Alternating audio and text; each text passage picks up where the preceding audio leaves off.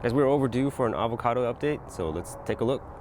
I'm gonna move through these a little quicker than usual, but here is the read on Duke 7. No damage, so it's had no damage at all. Still green, and it doesn't have much of this leaf burn, you know, like this type of browning at the tips or shedding at the tips. So they say Duke 7 is good on that, and they are right. I still have my fruit hanging here, and one over there somewhere, I think. Moving on to my Stewart. I've been eating these fruit, and unfortunately so have the rats, but it's still hanging and still holding fruit. This is the major die-off right here, or die-back from that heat wave. And I've noticed that once the damage comes, or once the tree is damaged, it takes a while for it to actually show. So I thought that was interesting.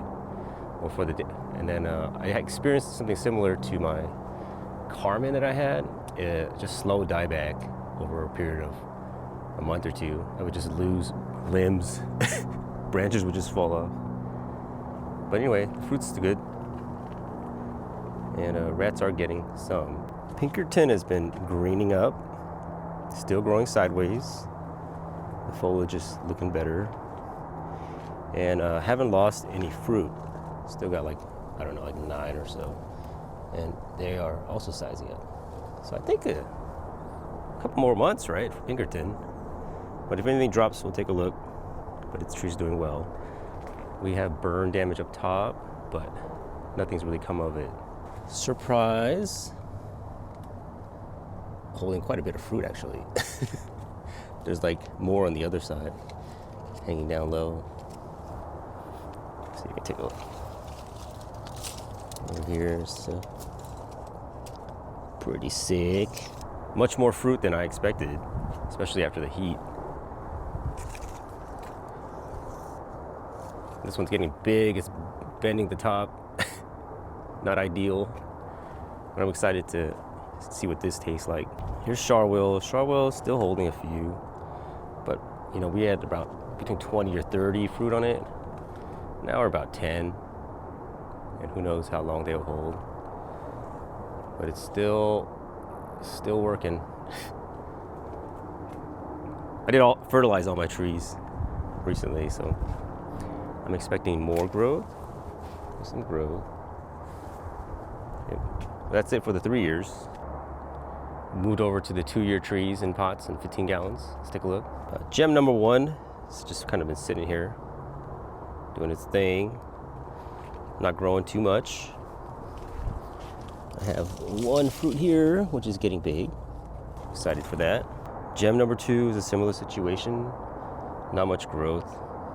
I guess we have more green growth here. Looks pretty new.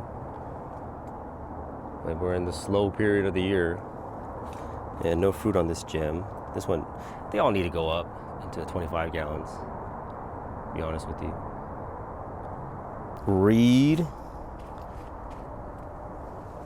Still holding 2 fruit. Number 1. And number 2. Similar story to the other ones. Slowing down, and new green growth is coming out.